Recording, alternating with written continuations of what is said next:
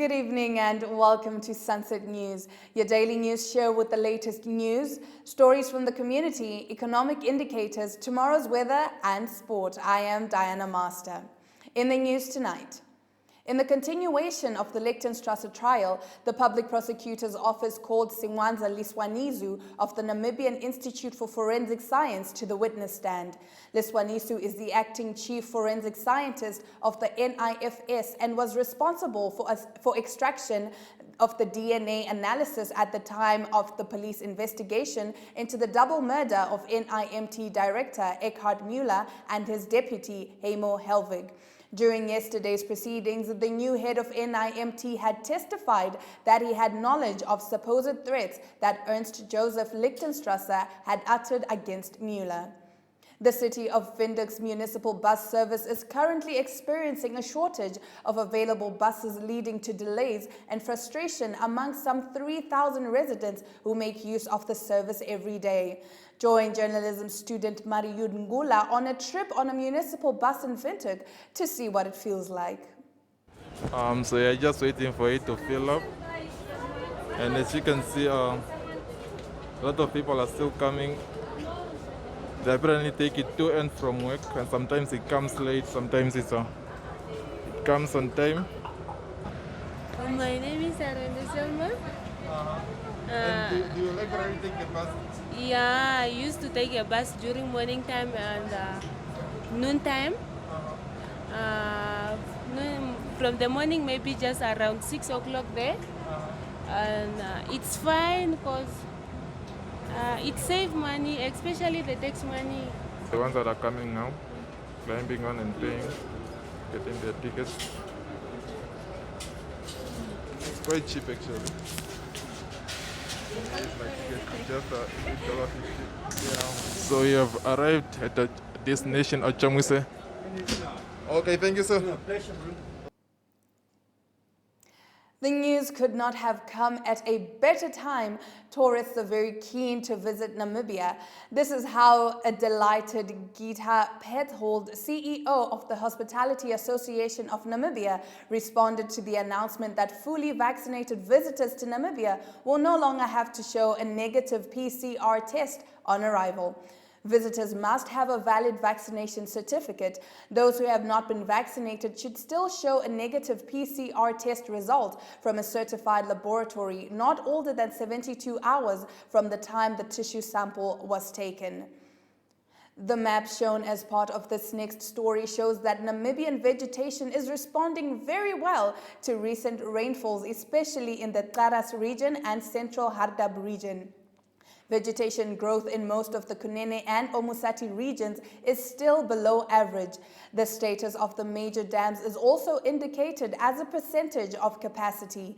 In its latest newsletter, the Namibia Agricultural Union reminds its members of the importance to assess rainfall and vegetation from season to season and over the longer term in order to identify red flags when Namibia's at times erratic rainfall poses a risk to farmers' existence.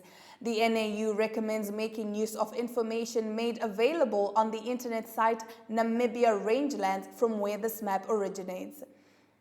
After the break, we have a look at community news, and tonight we look at the closure of Clash after 32 years.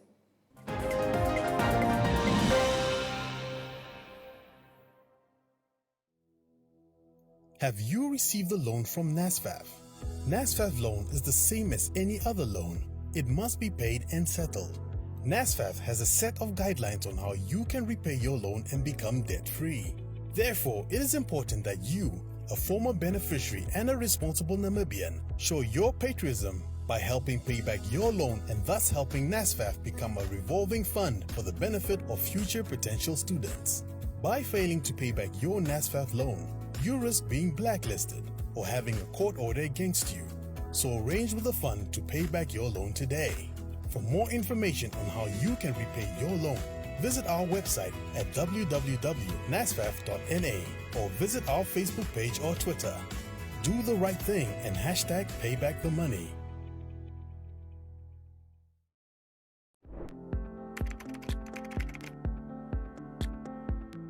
We know that violence against women and girls is pervasive everywhere in the world. So now imagine a conflict breaks out, or a natural disaster happens, or a global pandemic like the one we have seen since 2020 breaks out. Institutions are often focused on addressing this crisis. And in conflict settings, some of the institutions that are responsible for protecting women's rights collapse. The United Nations and UN Women work around the world to address some of these challenges. We make sure that women and girls who are victims of violence access services, including justice, health, psychosocial support, and reintegration. We also work to address the root causes that generate violence, for example, addressing harmful social norms and masculinities.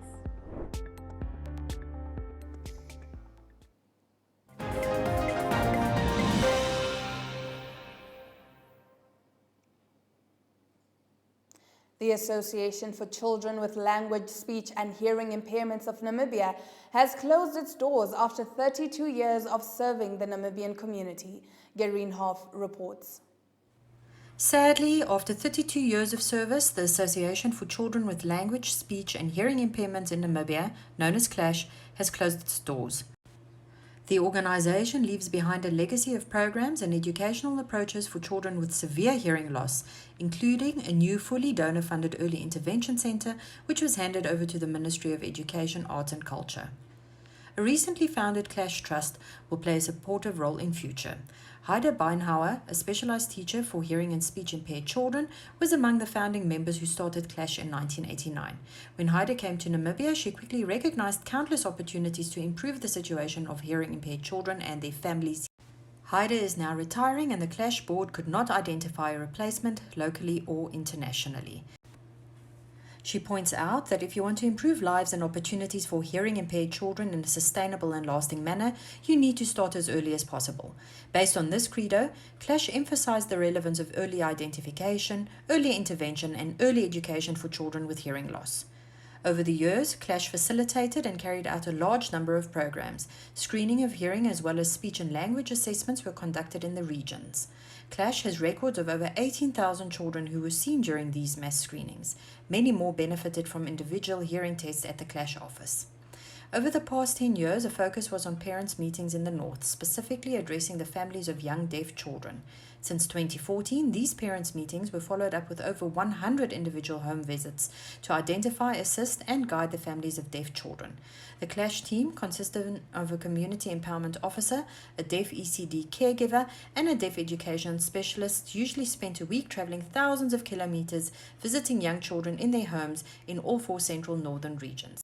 CLASH's legacy is the Early Intervention Center, which was handed over to the Ministry of Education at the end of 2019 and is situated at the NICE School for the Hearing Impaired. In our story of the day, we take a look at investment in Namibia, but after a quick break.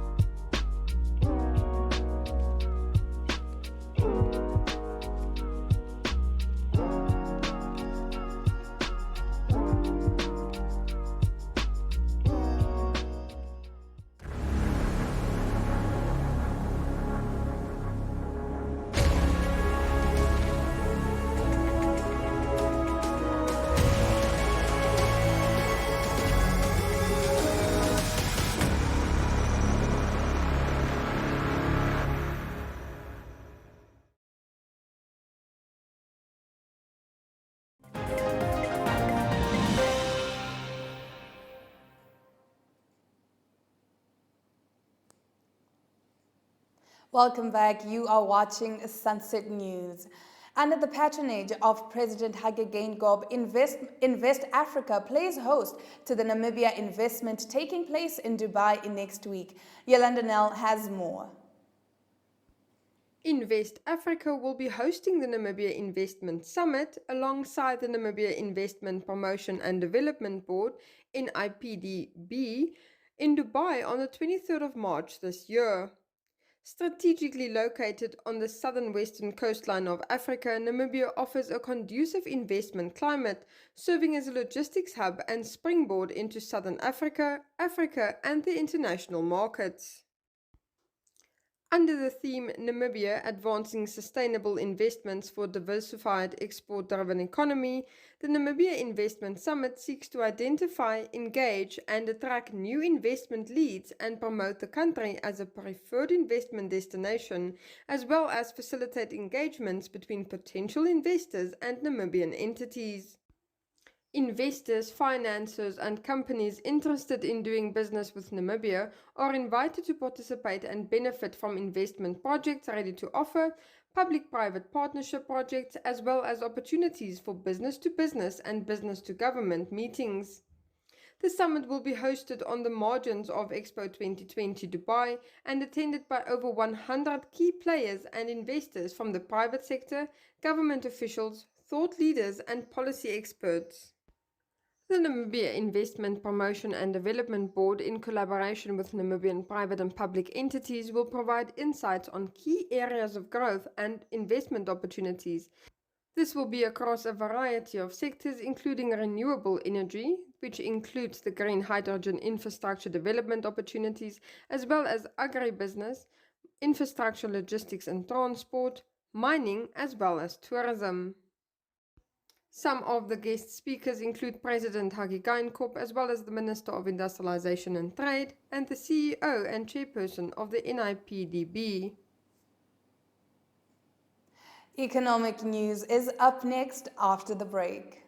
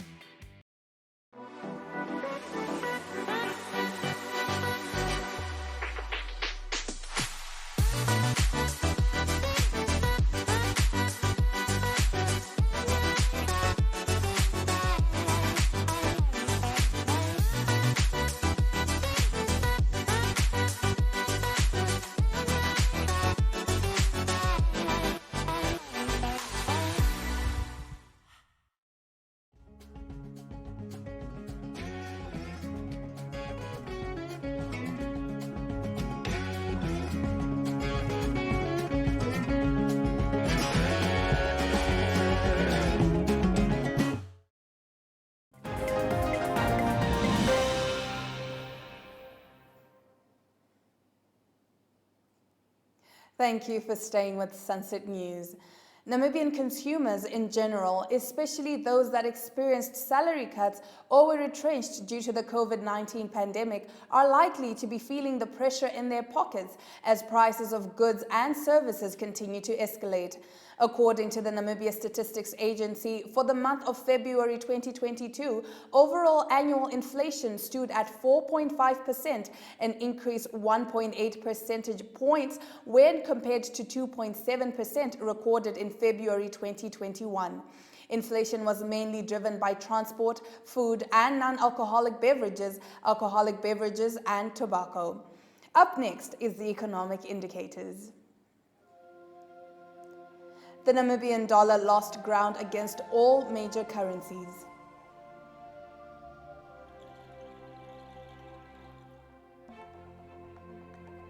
On the NSX, MTC stock is down by 0.60% and Namibian brewery stock is up with 0.01%. The local index is down with 0.10% and the overall index is also down with 1.43%. All commodities are down with Brent crude oil losing 5.4%.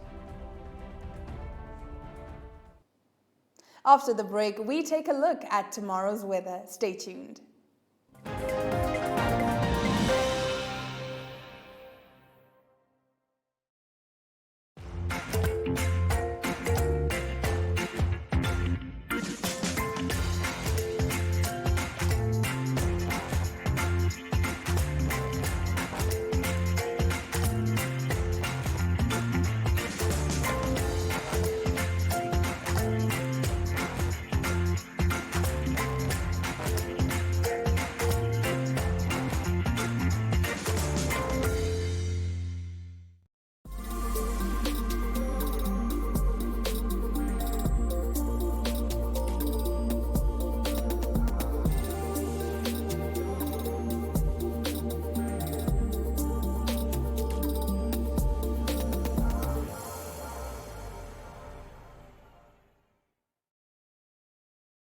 Choose your Flex package with Paratus today. Sign up for ultra-fast fiber with the convenience of mobile LTE. That's 2 products in one bundle. It's new, it's one bill, and you can stay connected in more than one location. For more information, visit paratus.africa/NA.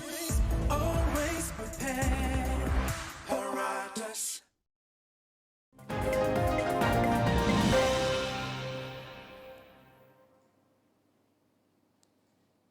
This is still Sunset News. Let's have a look at your weather. Thunderstorms are descending upon Rundu with maximum temperature of 27 degrees expected, while Gobabis is bright and sunny with a 10-degree minimum. Rehoboth is one of the hottest places in the country with partly cloudy conditions and a maximum of 32 degrees projected, while sunny conditions grace Aranos with 30 degrees maximum. In the international news slot after the break, we talk about how the conflict between Russia and Ukraine could benefit India. Stay tuned.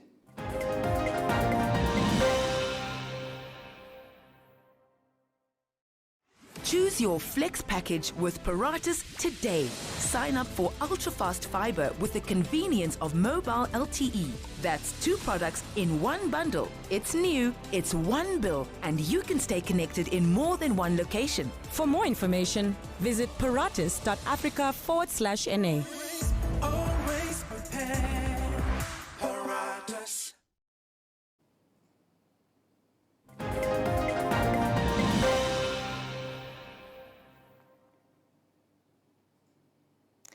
India may take up a Russian offer to buy crude oil and other commodities at a discount, 2 Indian officials said, in a sign that Delhi wants to keep its key trading partner on board despite Western attempts to isolate Moscow through sanctions.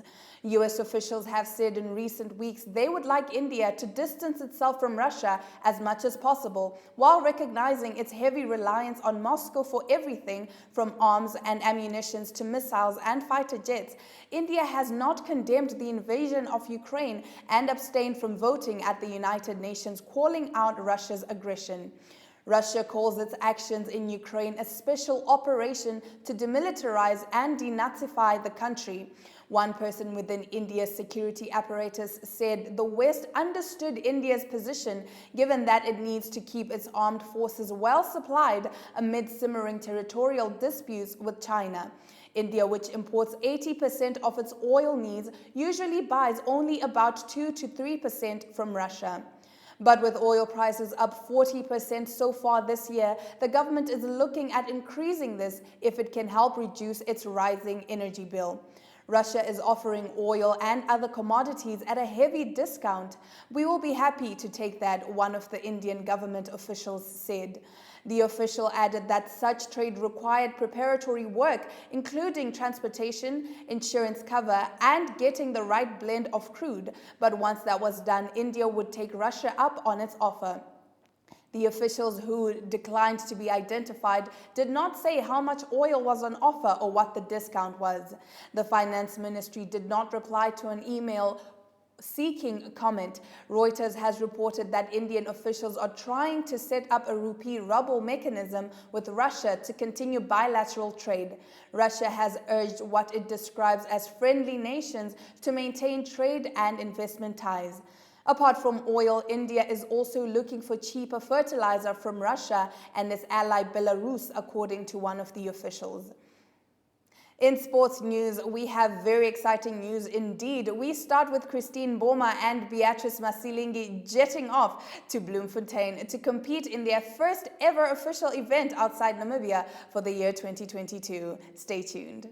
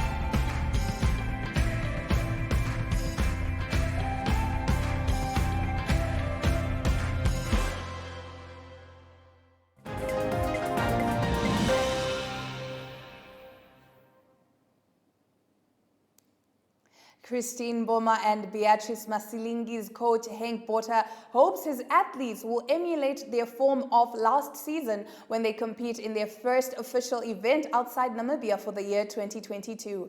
Masilingi and Boma are among some of the faces Botha is taking to South Africa for a competition which is expected to attract top athletes. They jetted off to Johannesburg today to compete at a Continental Grand Prix in Bloemfontein on Wednesday. The two sprinting queens of Namibia are expected to race exactly at 5 p.m. at Bloemfontein, wishing the ladies the best of luck. Namibia's hard-hitting boxer Paulinus Jolonimus is promising fireworks at Helao Nafidi as he dedicates his next fight to the fallen heroes. The boxer, who will be in action at the MTC Nesta Sunshine boxing event on 19 March at the Helao Nafidi Town Hall, predicts a fierce night of entertainment towards the people of the town. With only a few days to go before he takes Eric Chimanga, the boxer says he has done all the hard work in the gym and is ready to make it look easy. Salute Boxing Academy's amateur coach Samuel Kwedi says training the future world champions has always been something he cherishes. Kwedi believes that many of the boxers he trains will grow into young, serious family members due to the discipline he teaches them, while also teaching them boxing. He maintains that Namibia is a country full of potential boxing champions, and it will be up to them as coaches to unearth and unleash that. After the break, we'll have a look at your news highlights.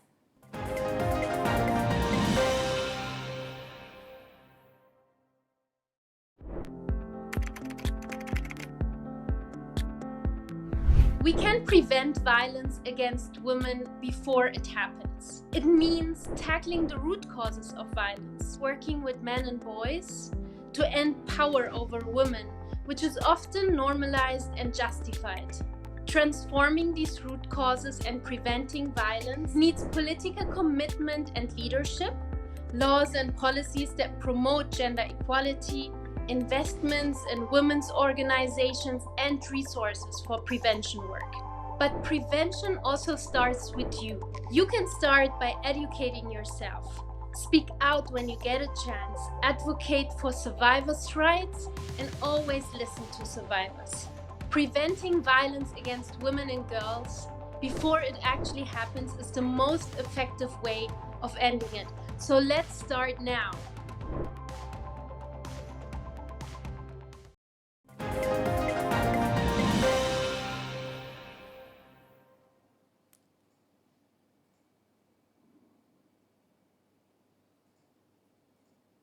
Thank you for staying with Sunset News. In case you missed it earlier, here are your top stories.